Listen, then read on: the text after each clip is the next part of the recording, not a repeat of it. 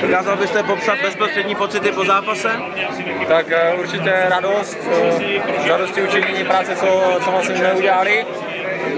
A jak už tady bylo řečeno předtím, tým si to zasloužil a teďka si to nemůžeme. Jak probíhala příprava na zápas oproti přípravě na zápas v základní skupině? Tak neprobíhala úplně jinak, bylo to podobné.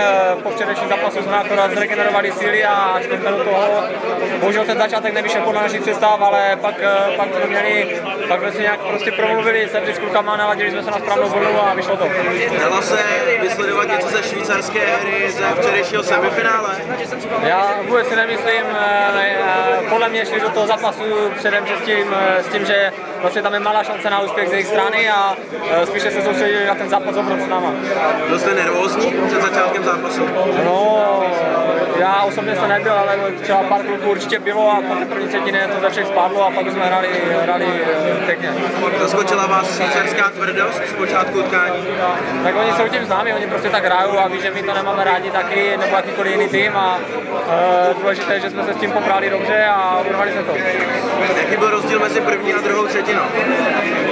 Tak začali jsme laxně, mysleli jsme, že přejedeme, v hlavách jsme to měli, že jsme byli lepší ten zápas ve skupině a mysleli jsme, že to půjde samo. Potom jsme si, jak říkám, sedli o přestávce a na něčem jsme se domluvili a začali jsme hrát tak, jak máme.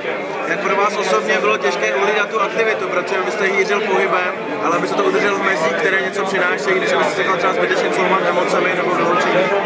No, tam bylo 60 minut, teďka ten zápas je a tam není se už na co šetřit, prostě museli jsme to odervat. Těch prvních 20 minut bylo takové tempo nějaké, ale pak říkám, těch 40 dalších, to už jsme tam odjezdili prostě na krev. Co se řešilo v kabině před třetí třetinou? No, měli jsme puštěnou hudbu na hlas a byla pohoda, takže jsme se dobře naladili. Moc vám gratuluju a ještě bych vás chtěl poprosit, jestli byste nám nepodepsal.